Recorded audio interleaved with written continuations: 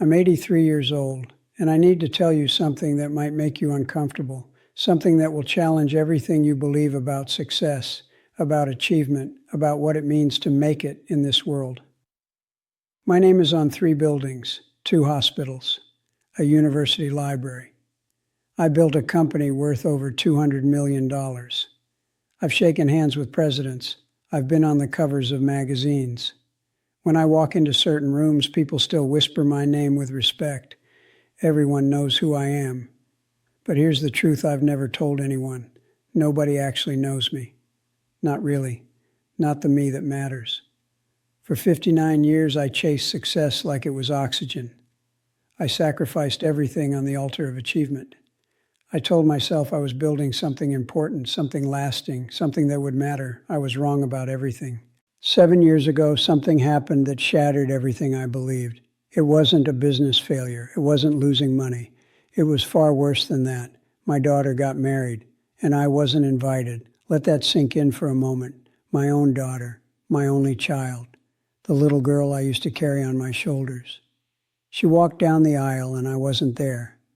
I didn't even know it was happening until I saw the photos on social media 3 weeks later. That's when I realized the truth. I had spent my entire life building an empire, and in the process I had lost everything that actually mattered. If you're ambitious, if you're driven, if you're working 80-hour weeks telling yourself it's all for your family, I need you to stop and listen, because I'm about to tell you things that nobody told me. Things I desperately wish someone had said to my face when I was 30, when I was 40, when I still had time to change. You think you're building a legacy? Let me tell you what legacy really looks like when you get it wrong. I remember the exact moment everything changed. It was a Tuesday, October 14th, 2017.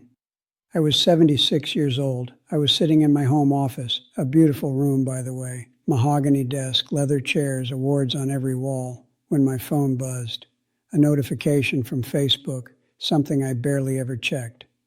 My assistant had tagged me in a photo. I clicked on it without thinking. And there she was, my daughter, Emma, in a white dress, holding flowers, standing next to a man I had never met. Behind them, a crowd of people I didn't recognize, all smiling, all celebrating. The caption read, "The most perfect day. Thank you to everyone who made it so special. Everyone, except me." I stared at that photo for what felt like hours. My chest got tight. My hands started shaking. I thought maybe I was having a heart attack. In some ways, I wish I had been. At least that kind of pain has a name. I called her. It went straight to voicemail. I called again. Same thing. I sent a text. "Emma, I just saw the photos. I don't understand. Why didn't you tell me?" 3 dots appeared, then disappeared, then appeared again. Finally, her response came through. "Dad, I did tell you. 18 months ago. You said you'd have to check your schedule. You never got back to me. I tried calling 5 more times. You were always in a meeting, always traveling, always too busy. I stopped trying." I sat there staring at those words, reading them over and over, and I realized something that broke me. She wasn't angry. She wasn't even hurt anymore. She was just done. You see, anger means someone still cares. Anger means there's still hope for reconciliation. But Emma, she had moved past anger years ago. She had simply accepted that her father wasn't going to show up, that he never had. And she had built a life without me. I put my phone down and looked around my office. All those awards, all those photos of me shaking hands with important people, all those framed magazine covers, and I asked myself a question that I couldn't answer. What was any of it for? If I couldn't even show up for my daughter's wedding, if I had missed so much that she stopped inviting me, what had I actually accomplished? That night, I didn't sleep. I walked through my house, this big, beautiful, empty house. And I realized I didn't know where anything was. I didn't know what was in the kitchen cabinets. I didn't recognize half the furniture. I had bought this house 15 years ago, and I had never really lived in it. It was just a place I slept between deals. I went into Emma's old room. It was exactly the same as when she left for college. Same posters on the wall, same stuffed animals on the bed, same photos of her and her mother smiling. I wasn't in any of those photos. I sat on her bed, surrounded by evidence of a childhood I had completely missed, and I wept. Not quiet tears. I'm talking about the kind of crying that comes from somewhere deep, the kind that shakes your whole body, the kind that sounds like an animal dying. I was 76 years old. I had built an empire, and I was more alone than I had ever been in my life. How did I get here? Let me take you back. When I was 24 years old, I started my first company. I had nothing, a small apartment, a used car, a pregnant wife who believed in me. I made myself a promise. I would give my family everything I never had. I grew up poor, you see. My father worked 3 jobs and was never home. My mother stretched every dollar until it screamed. I wore the same shoes until my toes poked through. I swore my children would never know that kind of want. So I worked and worked and worked some more. When Emma was born, I was closing my first major deal. I missed her birth by 4 hours, got there just in time to hold her while she slept. I told myself it was worth it. This deal would change everything. When she took her first steps, I was in Tokyo negotiating with investors. My wife called to tell me, and I said, "That's wonderful, honey. Can we talk later? I'm about to go into a meeting." When she started kindergarten, I was supposed to walk her to the door. Instead, I got an emergency call at 6 a.m. There was a crisis at the office. "I'll make the next one," I told my wife as I grabbed my briefcase. But there was always a crisis, always a next one. I told myself, when the company stabilizes, then I'll be more present. So I waited. The company stabilized. But now there were expansion opportunities. When we expand into the Asian market, then I'll slow down. So I waited. We expanded. Now there was a board to manage, shareholders to please. When we go public, then I'll take time off. So I waited. Again. Do you see the pattern? I was always chasing a moving goalpost. Every time I reached one milestone, another appeared, and I convinced myself that each one was the last one, that just a little more sacrifice would finally be enough. Meanwhile, life happened without me. Emma's first ballet recital, missed it.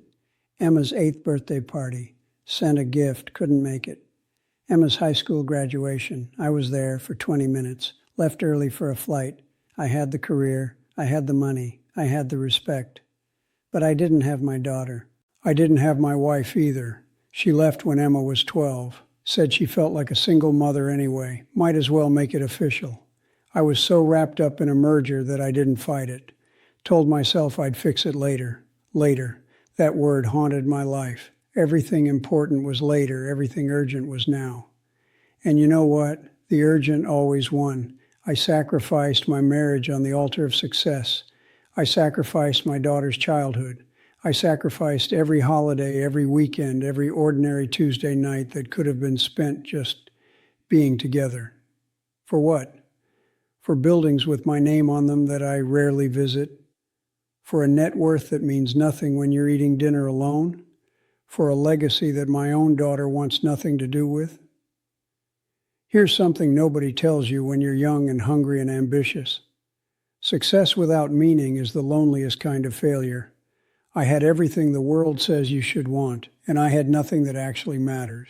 Let me tell you the biggest lie you're probably telling yourself right now. I have time. You think you have unlimited time to fix things, to be present, to show up, to make it right. You don't. I thought I had time too. When Emma was 5, I thought, she won't remember this. I'll make it up to her later. When she was 10, she's just a kid. She doesn't understand how important my work is. When she's older, she'll get it. When she was 15, these teenage years are tough anyway. She doesn't want me around. I'll connect with her when she's an adult. When she was 25, she's starting her own life. I'll reach out when things settle down. Every year I had a new excuse, and every year the distance between us grew. You know what happens while you're waiting for the perfect moment?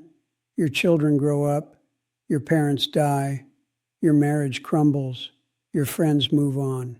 And one day you wake up at 76 years old staring at wedding photos on Facebook and you realize there is no more later. Later is gone. Here's another lie. Success will make them proud. I told myself my family would understand, that my sacrifice was for them, that when they saw what I built, they would be grateful. You know what Emma told me years later when we finally talked? Dad, I didn't want your money. I didn't want a big house. I just wanted you to come to my soccer games. I wanted you to eat dinner with us. I wanted a father who knew my friends' names.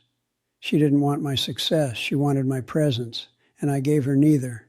I had a colleague once, Richard. We came up together in the business world. Same drive, same ambition, same willingness to sacrifice everything for the next deal. Richard died at 62, heart attack in his office. They found him slumped over his desk at 9 p.m. on a Saturday night. His funeral was packed, standing room only.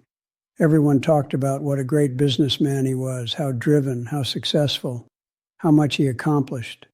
His son gave the eulogy. You know what he said?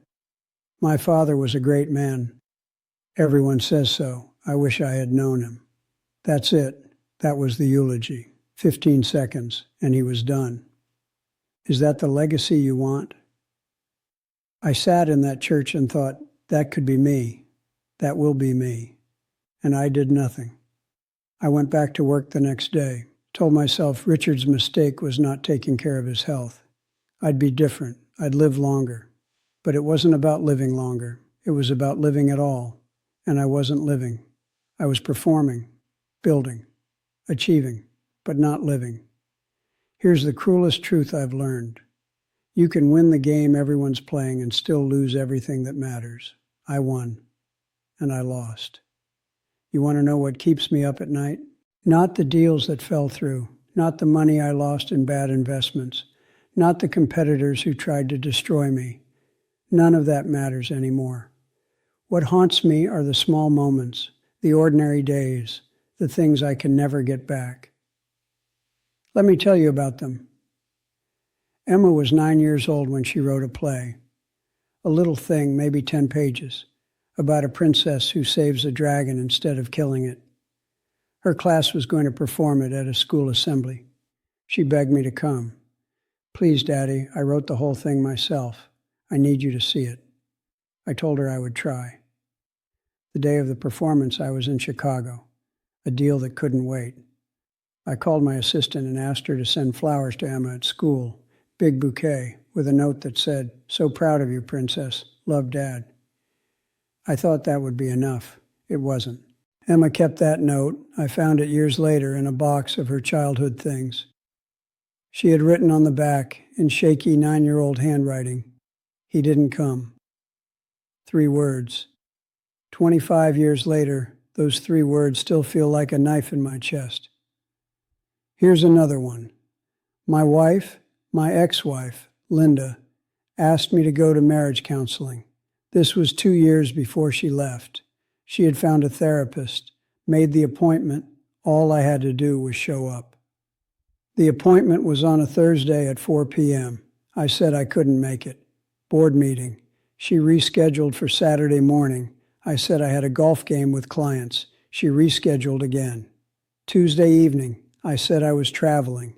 She stopped asking. 6 months later, she handed me divorce papers. And I acted surprised, like I didn't see it coming, like she hadn't been waving red flags for years while I looked the other way. The truth is, I saw them. I just didn't think they were urgent.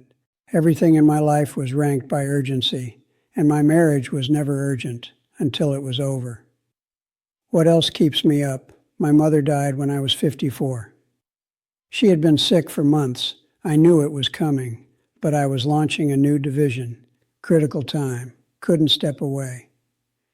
I made it to the hospital the night before she passed. She was barely conscious. I held her hand and told her I loved her, and I don't know if she heard me. You know what her last words were? The nurse told me later.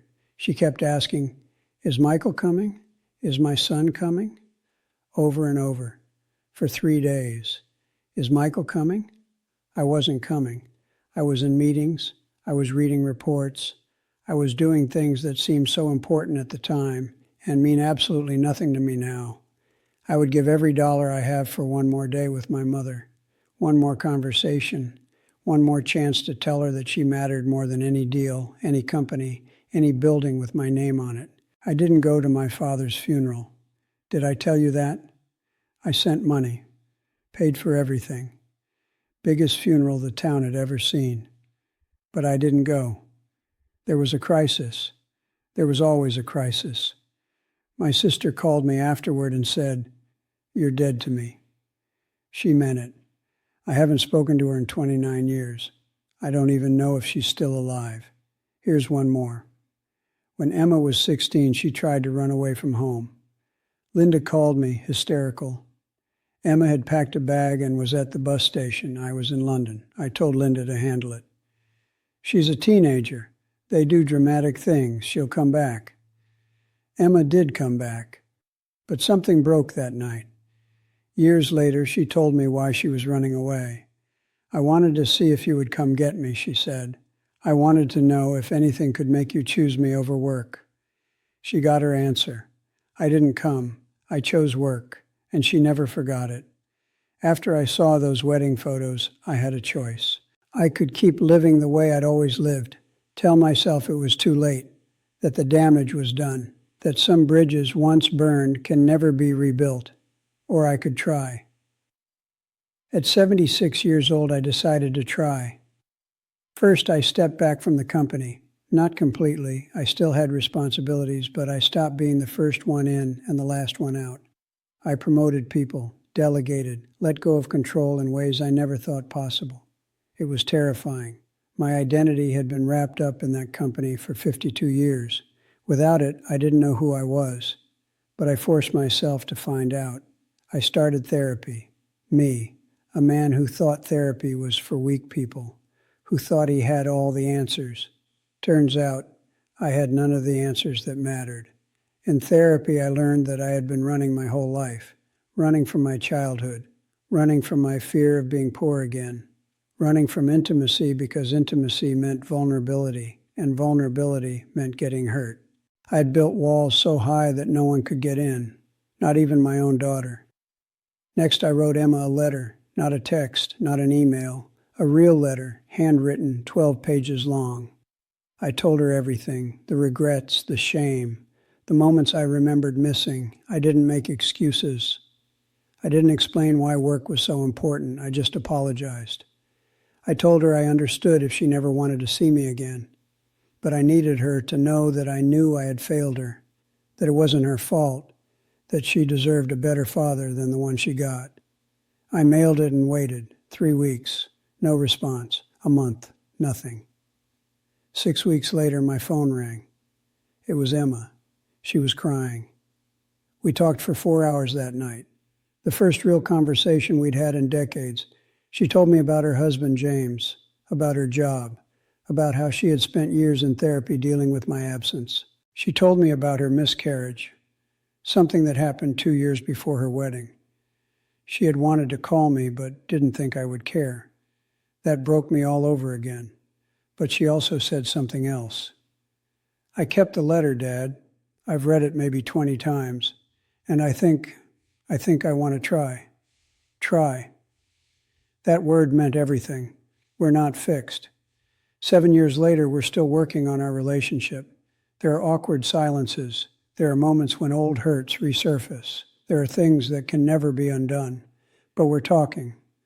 Last Thanksgiving, I went to her house. Met my grandson for the first time. He's 4 years old. His name is Michael. She named him after me.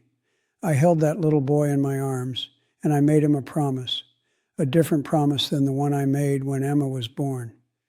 I promised I would show up, not with money, not with gifts, not with achievements.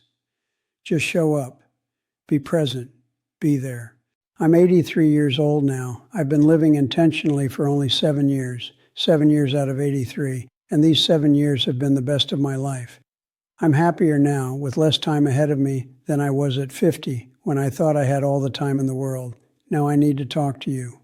Yes, you, the person watching this, probably on your phone, probably while you're supposed to be doing something else.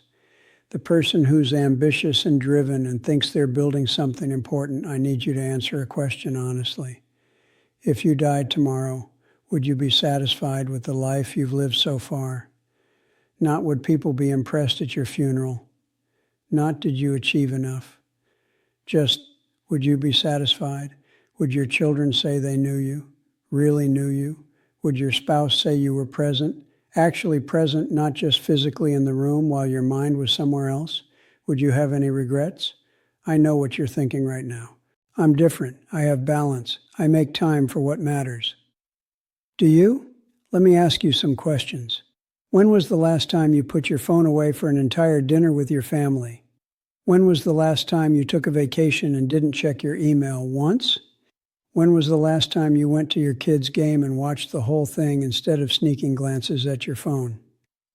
When was the last time you really listened to your spouse without thinking about work? Be honest with yourself. You're probably not as different as you think. I know because I told myself the same things. I thought I was a good father. I thought I was providing. I thought the sacrifices would be worth it in the end. They weren't. Here's what I want you to understand. You think you'll fix it later. You think there's always more time. You think your kids will understand. Your spouse will wait. Your parents will always be there. They won't. Time doesn't wait for you. And the people you love won't wait forever either. I know you have responsibilities. I know you have bills to pay and goals to reach and a career to build. I'm not saying quit your job and become a monk, but I am saying this. Check your priorities. Really check them. Because the things you think are urgent, most of them aren't. Most of them won't matter in 5 years, let alone 50. But the moments you're missing right now, those matter. The soccer games, the bedtime stories, the ordinary Tuesday dinners, the conversations that seem like nothing but are actually everything. Those are the things you'll remember when you're 83 years old and looking back on your life.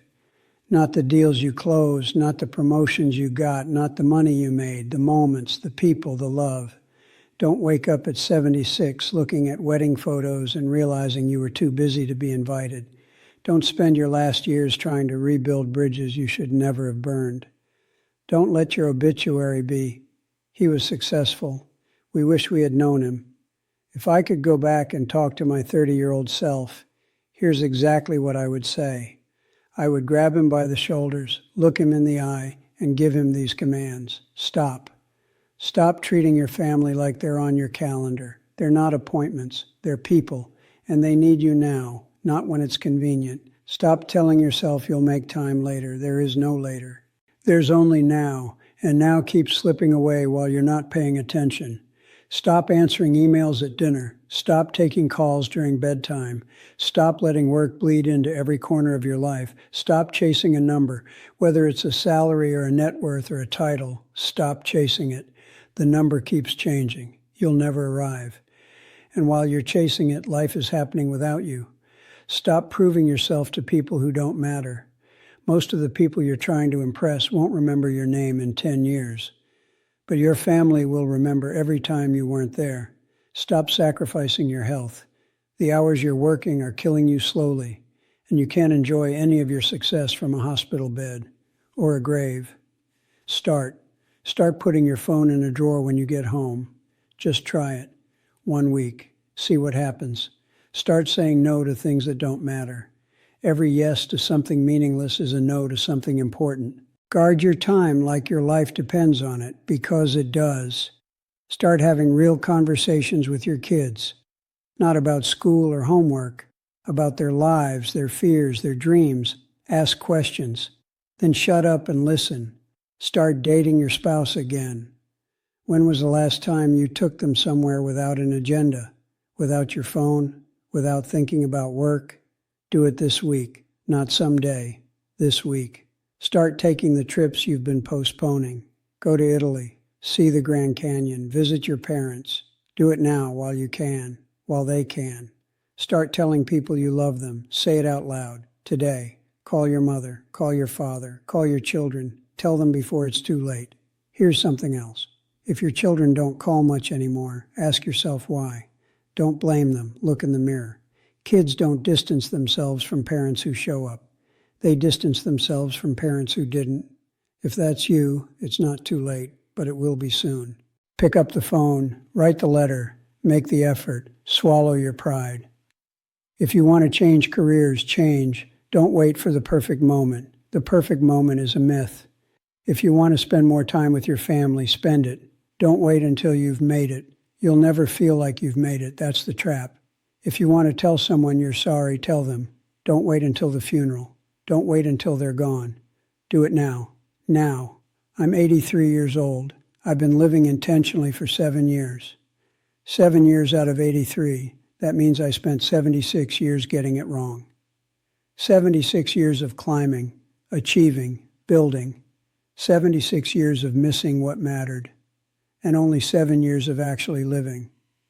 Those 7 years have been worth more to me than everything that came before. I wake up now and the first thing I think about isn't work. It's who I can connect with today, who needs to hear from me, what moments I can be present for. Last month, I flew across the country to watch my grandson's preschool play, a 15-minute production about vegetables and sharing. It was the best 15 minutes of my year. I sat in that tiny chair, squished between other grandparents, and I cried. Not from sadness, from gratitude. I almost missed this. I almost missed all of it. But here's what haunts me still. I would give anything, truly anything, to have those 76 years back. To have started living at 30 instead of 76. To have been at Emma's wedding, at her graduation, at her first day of school. To have been married to Linda for real, not just on paper. To have known my sister. To have held my mother's hand before she stopped asking for me. I can't get those years back. No amount of money, no amount of success. Nothing can give me those years, but you still have them. That's why I'm telling you this. Not for me, for you. The irony is this. When you finally understand that time is limited, you stop wasting it. You stop postponing joy for someday. You stop climbing ladders that are leaning against the wrong walls. You start living like every moment matters, because it does. Every moment matters, and you're running out of them faster than you think. You have a choice right now, today, this moment. You can keep living the way you've been living, keep chasing success, keep telling yourself you'll make time later, keep missing dinners and games and conversations and bedtimes, keep believing the lie that you have unlimited time. Or you can wake up. You can look at your life honestly and ask yourself, is this really what I want? Is this the legacy I'm building? Will my children say they knew me? You can put down your phone and be present. You can say no to the meeting and yes to the moment. You can stop climbing and start living. The choice is yours. But let me tell you this. You're not going to get a warning. There won't be a sign.